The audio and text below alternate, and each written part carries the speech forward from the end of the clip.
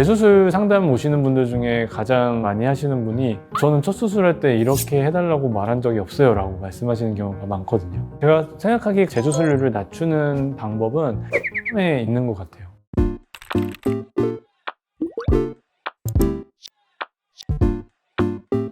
안녕하세요. 얼굴에 대해 이야기하는 유기현의 페이스톡 유기현 원장입니다. 안녕하세요, 원장님. 네, 안녕하세요. 사실 제가 코성형과 관련돼서 좀 놀랐던 게 정말 재수율이 정말 높은 수술이더라고요. 원장님이 코성형만 한 5,000번 가까이 하시고 그 중에서 또 재수술이 거의 40~50% 된다고 하셨는데 팩트가 맞나요, 원장님? 이제 되게 많이 하는 말들이 있잖아요. 코는 한 번에 안 끝난다. 코는 기본 하면 4번이다. 근데 하고 나니까 첫 번째가 제일 예뻤다 이런 말들을 많이 하시는데 사실은 그건 조금 옛날 얘기인 것 같고요. 기술이 많이 발달하기도 하고 오랜 데이터가 쌓이면서 어떻게 수술을 하면 재수술을 하게 되는 이런 문제들이 생긴다라는 거에 대한 문제점들이 좀 많이 파악이 됐기 때문에 경험이 좀 많고 하신 분들이 수술을 하면 요새는 한 번에도 잘 끝낼 수 있는 경우들이 많습니다. 가장 많은 분들이 코 재수술을 하는 이유가 뭐가 있을까요?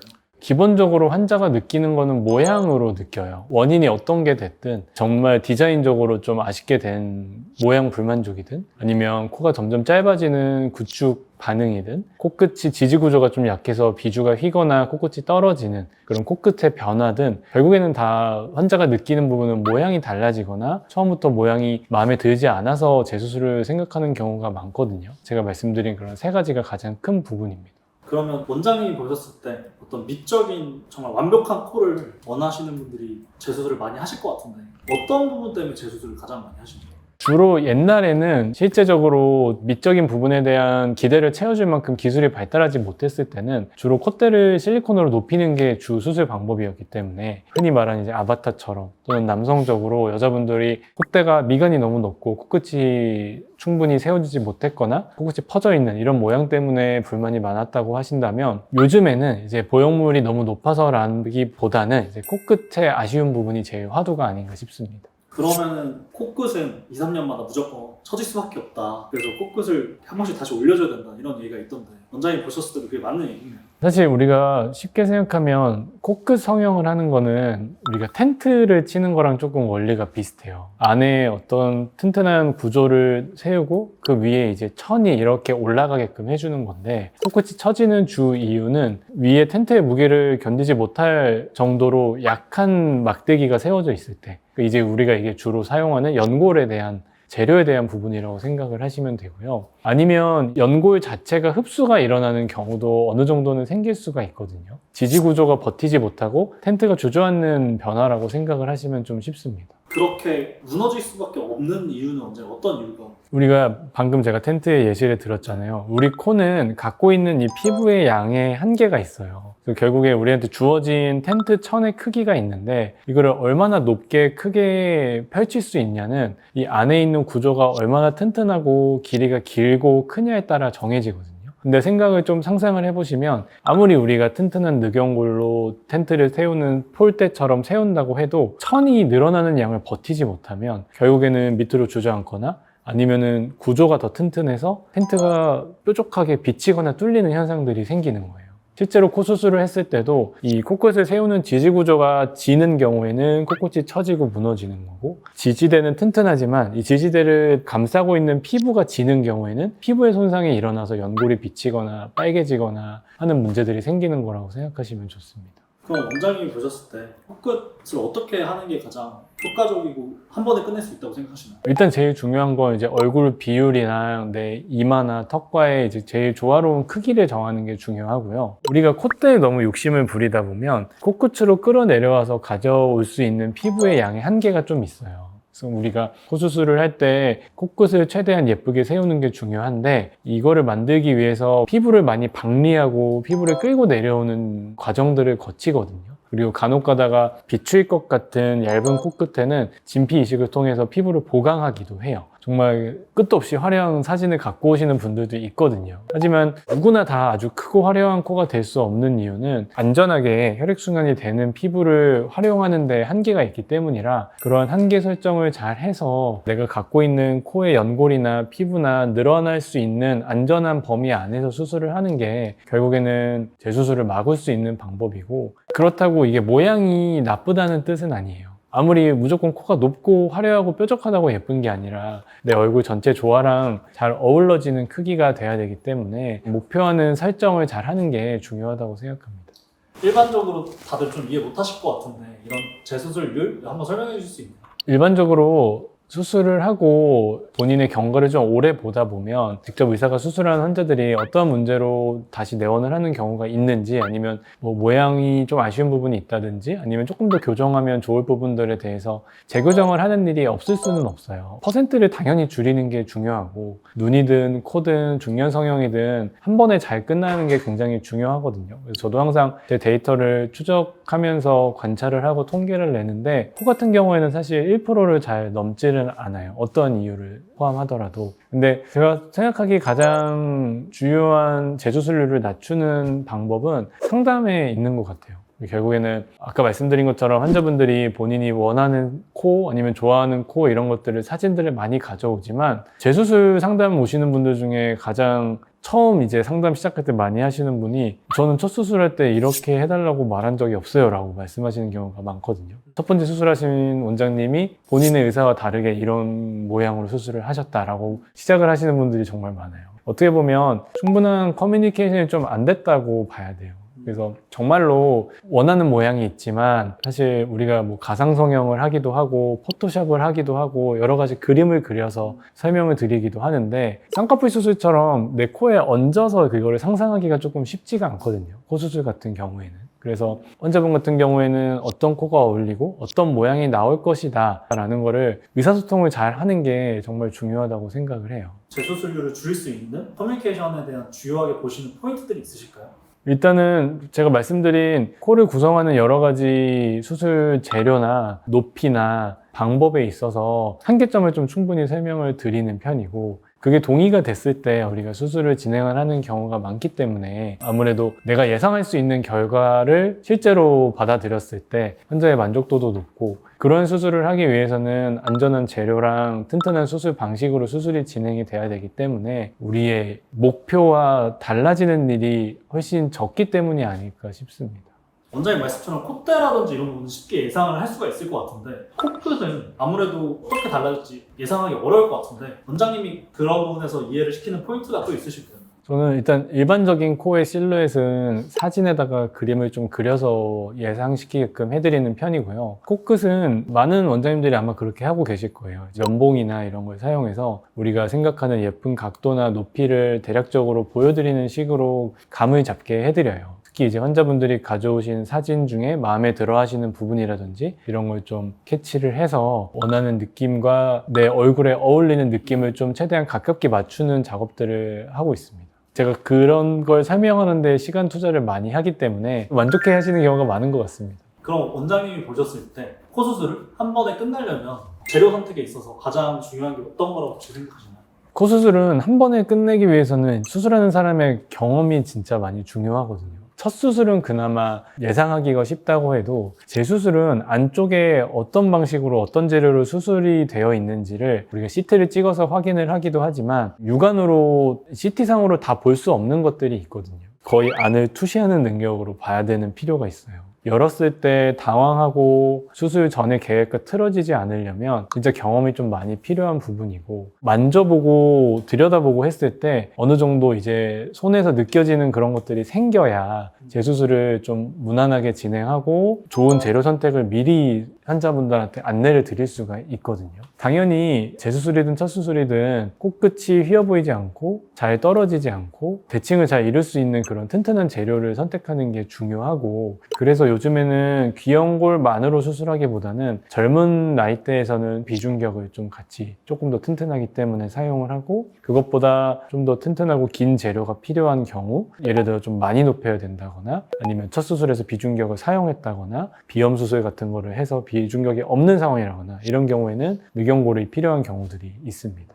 자가 늑연골 권하시나요? 기증을 권하시나요? 사실 제가 제일 좋아하는 거는 비중격이랑 귀연골만 갖고 수술하는 걸 제일 좋아하긴 해요. 근데 제가 만나는 환자분들은 대부분 그 과정을 이미 거친 분들이 많다 보니까 재료가 없어서 어쩔 수 없이 늑연골을 사용하는 빈도가 높은 거거든요. 근데 사실 자가늑과 기증늑은 충분히 확실히 장단점이 나눠져 있는 재료라서 무조건 뭐가 100% 좋다라고 말할 수 있는 재료는 아니에요. 최대한 환자의 회복 기간이나 현재 환자 코 상태 아니면 필요한 재료의 레벨이나 양 이런 것들을 고려해서 좀 맞춤으로 추천을 드리는 편이에요. 그럼 원장님 사실 최근에 풍자님이 코를 수술 5번째로 했는데 코 숨이 잘 안 쉬어진다. 풍자님은 이제 늑연골로 코 비중을 두껍게 세워서 코가 막혔다 이런 얘기를 해주시던데 원장님 보셨을 때 코를 두껍게 세우게 되면 숨을 못 쉬거나 이런 부작용이 어쩔 수 없다고 보시나요? 워낙에 코가 작은 사람들은 콧구멍도 좀 작은 편이 많고 안에 숨길 자체도 굉장히 좁아요. 근데 모양을 그렇게 화려하게 하기 위해서 기둥을 너무 두껍게 돼버리면 우리가 코를 통해서 숨을 쉬는 이 콧구멍 가운데의 공간이 너무 넓어지기 때문에 이 바깥쪽 벽과 이 비주 사이의 공간이 너무 좁아져서 숨을 쉬는 게 굉장히 불편해질 수 있는 상황인 거죠. 정말 재수술 많이 오시고 구축이 오시고 높이기 어려운 분들이 높여달라고 하시면 어쩔 수 없이 포기해야 되는 부분이 생길 수밖에 없는 건가요? 저는 기본적으로 원래 숨이 좀 많이 쉬기 불편한 분들이나 아니면 뭐 코풀 축소를 너무 많이 해놨다거나 이런 분들 같은 경우에는 기본적으로 원래 코가 높아지면 공간이 좁고 길어진다는 거기 때문에 숨을 쉬는 기능적인 면에서는 사실 도움이 되는 부분이 없어요. 그래서 이제 우리가 코 성형을 할 때 코를 높이고 얄쌍하게 만들면서도 기능적인 부분들을 같이 개선을 하거든요. 그 휘어져 있는 비중격을 잡아준다든지 코 안에 있는 합의갑계라든지 이런 사이즈를 줄여준다든지 그런 노력들을 하는데 그런 노력을 해도 소용없을 만큼 너무 높은 코를 하는 거는 당연히 숨 쉬는데 문제가 생기고요. 그래서 당연히 튼튼한 코를 세우기 위해서 비주에 들어가는 늑연골이 튼튼해야겠지만 저 같은 경우에는 수술할 때 콧구멍 양쪽 안쪽을 보면서 숨길에 영향을 미치지 않는 최대한 좀 두껍지 않고 얄쌍한 기둥을 만들려고 노력을 하는 편이에요. 그래서 제가 사실 비중격을 좀 선호하는 이유도 아무래도 비중격이 좀 단단하지만 어느 정도 얇기가 늑연골보다는 조금 얇기가 덜한 상황이라서 비중격으로 수술을 했을 때 숨 쉬거나 이런 데 조금 지장이 덜하다는 장점이 있습니다. 그렇지만 이제 어쨌든 비중격 상태가 안 좋거나 모양적인 한계가 생길 때는 그래도 늑연골을 사용은 해야죠. 그럼 원장님도 수술하실 때 좀 너무 비염이 심하시거나 비중격이 너무 휘어져 있는 분들은 교정을 같이 하면서 무조건 하시나요? 그럼요. 항상 CT를 찍어서 좀 확인을 하고요. 어디가 막혀 있는지, 어떤 부분에서는 코를 높여도 개선이 되는 부분인지 이런 것들을 같이 상담하고 권하는 편입니다. 그럼 실제로 코 성형 하신 분들이 숨쉬기도 너무 좋아졌어 이렇게 만족하시는 분들 많으신가요? 그렇죠. 이제 뭐 비염이나 이런 거에 대해서 한 번도 진료를 받거나 치료받지 않고 살아오시다가 아까 말씀드린 그 비중격이라고 쓰는 재료가 결국에는 비중격 만곡증의 원인이 되기도 하는 부분이거든요. 그래서 우리가 흔히 비염 수술해서 비중격 만곡증 수술했다라고 하는 게 코 수술을 하기 위해서 비중격을 채취하는 과정이랑 똑같은 과정이에요. 그래서 코끝 수술을 하기 위해서 비중격을 쓰기 위해서 핀 부분을 일부 도려내기 때문에 그것만으로도 이제 만곡증에 대한 치료가 되고요. 단지 떼내기만 하는 게 아니라 비중격 자체를 성형해주는 수술로 좀 휘어있는 틀을 올곧게 잡아주면 모양적으로 재료를 쓸 수도 있고 휘어있는 기능적인 부분도 개선이 가능한 겁니다. 그럼 원장님 이 실리콘 염증이나 이런 게 생겼을 때 빠르게 빼는 게 저한테 되게 중요하다고 들었는데 어떤 징후가 보이면 바로 병원에 와야 될까요? 저도 이제 항상 수술하시는 분들한테 설명드리는데 처음 수술하면 당연히 붓기가 있을 수 있고 붉을 수 있거든요. 근데 그 붓기가 빠지다가 갑자기 코가 좀 땡땡 퍼져 보이게 붓는 증상이라든지 아니면 뭔가 물찬 느낌이 든다든지 빨개지면서 아프다든지 이런 것들이 이제 주요 염증 사인이에요. 그래서 그런 증상이 있으면 수술 초기가 아니라 몇 개월, 몇 년이 지난 경우에도 가끔 면역력이 떨어지면 그런 증상이 생기는 분들이 있어서 꼭 수술하신 병원이나 아니면 가까운 병원에 내원하시는 게 좋습니다. 사실 저는 그런 얘기 들은 적 있거든요. 실리콘을 넣게 되면 100명 중에 1명은 무조건 염증이 생긴다. 수술이라든지 기술적인 어떤 방법으로 그 확률이 훨씬 더 낮게 떨어질 수 있다고 생각해요. 일반적으로 문헌에 나온 통계는 한 2% 정도로 되어 있긴 하거든요. 실리콘 때문에 생기는 염증 확률이. 근데 충분히 저는 더 낮출 수 있다고 보고요. 제 경험상도 그렇고 실리콘은 아까 제가 말씀드린 그런 부분들을 좀 신경 써서 수술하면 염증 확률이 일어나는 일이 정말 흔치는 않습니다. 물론 그게 본인이 되면 걱정되고 좀 무섭겠지만 그 역시도 초기에 잘 대응을 하면 영구적인 문제가 남는 것까지 가는 걸 막을 수 있는 재료이기 때문에 너무 걱정하실 필요는 없을 것 같아요. 사실 원장님, 코성형 하면 구축이라든지 뭐 실리콘이 나온다든지 정말 끔찍한 사진들이 많던데 사실 원장님이 어떤 재수술을 낫게끔 그런 구축이라든지 부작용이 안 오게 하는 또 노하우가 있으실까요? 일단 수술 환경이 좀 중요하고요. 수술적인 테크닉도 중요하고 환자분한테 충분한 설명이나 조심해야 될 부분들을 안내하는 것도 다 중요해요. 그래서 사실 환경 자체는 당연히 수술실 세팅이라든지 우리가 뭐 손을 씻고 무균적으로 수술을 하는 과정, 그리고 수술 과정 중에 보형물을 관리하는 방법이라든지 코 안을 세척하는 방법, 이런 것들이 기본적으로 좀 몸에 배어 있는 서전이어야 염증 확률을 좀 많이 낮출 수가 있고요. 그리고 두 번째로 테크닉적인 부분에서는 주로 우리가 염증이 가져오는 게 이제 실리콘 보형물이나 기타 보형물에서 생기거든요. 그러니까 자가 연골 조직에도 염증이 생길 수 있지만 사실 그건 정말 희박한 일이고 주로 문제가 되는 건 이제 실리콘인데, 테크닉적으로는 이제 실리콘을 뼈랑 잘 밀착시키고 연골이랑 잘 밀착시켜서 코 안에 이제 빈 공간, 우리가 데드 스페이스라고 하는 빈 공간이 없게끔 하는 게 정말 중요하고, 보형물을 기타 우리 체액이나 콧물이나 이런 것들이 분비될 수 있는 내부 구조랑 잘 분리를 시켜 놓는 게 정말 중요해요.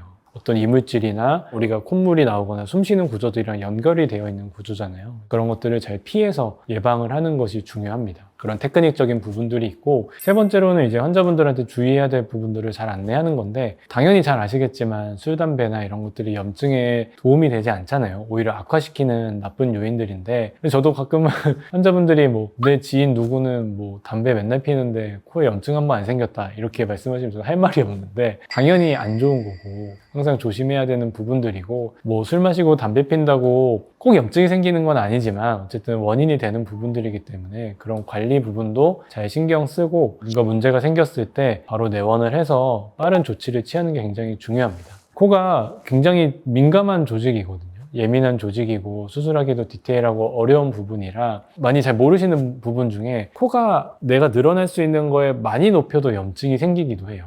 우리가 피부를 많이 늘려놓으면 혈액순환이 떨어지기 때문에 염증이 생겨도 대처가 잘 안 되고 특별한 이유 없이도 염증이 생기는 경우가 있거든요. 그래서 아까도 말씀드렸다시피 나한테 맞는 높이와 한계 설정을 하는 게 중요하고, 그런 문제가 됐을 때 고압산소 치료라든지 뭐 적절한 항생제 치료라든지 이런 병원의 조기 대응이 잘 이루어져야 확률은 굉장히 낮지만 염증이 생겨도 구축이나 이런 심각한 부작용까지 가는 거를 막을 수 있다라고 생각하시면 좋을 것 같습니다.